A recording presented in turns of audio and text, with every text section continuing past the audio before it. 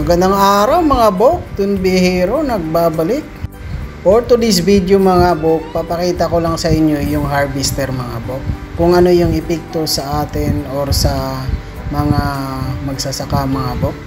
Ito mga bok is sa pananaw ko lang mga bok. Mag-uumpisa tayo sa magandang epekto nitong harvester na to mga bok. So kung ako yung owner mga bok, gugustuhin ko talaga ng harvester mga bok. Kasi mapabilis yung pag-harvest ng mga mais natin or palayan natin mga bok.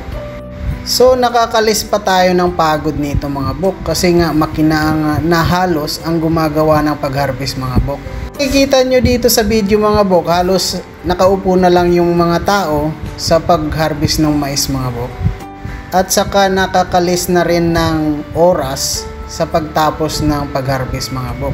So mapapabilis yung pagbinta ng ani ng may-ari mga bok. So doon na naman tayo sa bad impact sa kapwa natin magsasaka mga bok. So dati mga bok, ang dami nila mga bok at ang saya kahit mahirap pa yung trabaho mga bok. Makikita mo yun, masaya sila mga bok sa ginagawa. Marami na sa kanila mga bok ang nawawala ng trabaho dahil dito sa harvester na to mga bok. Marami-rami na rin sa kanila mga bok ang nagiging tambay dahil nga wala na rin mahanap-hanap na trabaho kahit na pang-harvest na lang ng mais mga bok.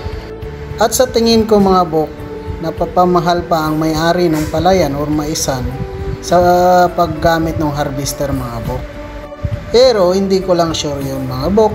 Pero high-tech na talaga ang panahon natin mga bok, kaya kailangan natin sumabay sa mga bagong teknolohiya mga bok. Dati mga bok, mahaba-haba pa ang proseso ng pag-harvest mga bok. Pero ngayon, dadaanan lang ng harvester mga bok at nakasako na kagad. Hindi naman sa dinidiscriminate ko yung harvester mga bok, pero gusto ko rin yung harvester mga bok. Pinapapakita ko lang mga bok kung ano yung epekto ng harvester sa atin. So ingat lagi mga bok, God bless, magandang araw mga bok.